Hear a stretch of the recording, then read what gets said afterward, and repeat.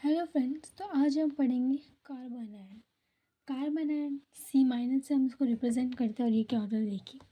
Central atom has 8 electrons and a negative charge.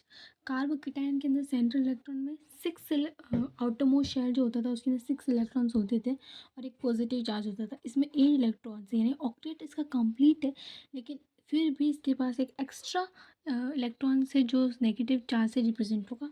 It act as a nucleophile और ये sp3 hybridised होता है। इसकी ज्योमेट्री होती है टेट्राहेड्रल और ट्राइगोनल पिरामिडल। वहाँ पे क्या थी? ट्राइगोनल प्लेनर, यहाँ पे ट्राइगोनल पिरामिडल। वहाँ पे एंगल 120 डिग्री था, यहाँ पे है 109.5 डिग्री। और ये इस तरीके से इसका स्ट्रक्चर होगा। sp3 हाइब्रिडाइज होंगे और 7 इलेक्ट्रॉन्स इसमें होंगे। ये फर्दर 3 टाइप्स में क्लासीफाइड है, primary, secondary and tertiary. Primary में जैसे ये ग्रुप होते हैं, सेकेंडरी में ये, तो टर्शियरी में ये।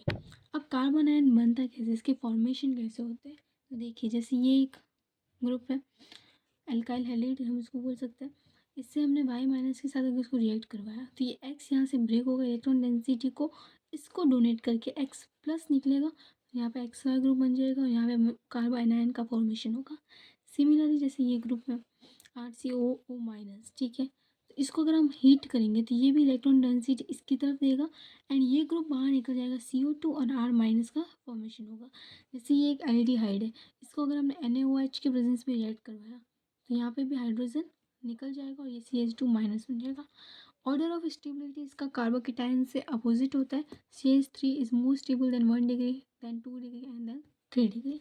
जैसे जैसे इसका एस कैरेक्टर इंक्रीज होगा अगर इसके हाइब्रिडाइजेशन में, वैसे ही इसकी स्टेबिलिटी डिक्रीज होगी। Like sp3 is more stable then sp2 and sp, क्योंकि यहाँ पे एस कैरेक्टर डिक्रीज होता है, कम होता है। अब रेजोनेंस इसके अंदर होता है, इसका जो नेगेटिव चार्ज है वो रेजोनेट करता है कॉन्जुगेट फॉर्म में और वही इसकी स्टेबिलिटी को भी एनहेंस करता है।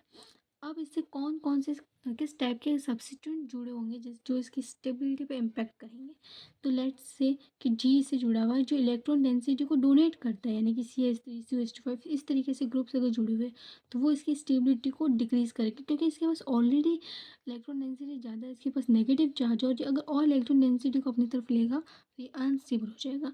इसलिए हमें एक ऐसा ग्रुप इससे अटैच करवाना है जो इससे इलेक्ट्रॉन डेंसिटी खुद की तरफ ले, अट्रैक्ट करे खुद की तरफ, इससे इसकी स्टेबिलिटी इंक्रीज होगी। और ऐसे ग्रुप कौन से होते हैं? Chlorine, Na2CN minus CHO। अब इसकी जो 2 रिएक्शन है वो देखिए, जैसे कि ये ग्रुप, इसमें से CO2 रिलीज हो जाएगा तो R माइनस निकल जाता था, जो हमने इसके फॉर्मेशन में भी देखा था। उसको अगर H प्लस के साथ रिएक्ट करें तो एल्केन का फॉर्मेशन हो सकता है, ये इसकी केमिकल रिएक्शन है। सिमिलरली जैसे ये ग्रुप है कीटोन, इस कीटोन को अगर हम एल्डिहाइड के साथ रिएक्ट करेंगे तो यहाँ O माइनस ग्रुप बन जाएगा, उसको H2 के साथ करेंगे तो एल्डोल बन जाएगा। ये हमने एल्डोल रिएक्शन में पढ़ा हुआ है।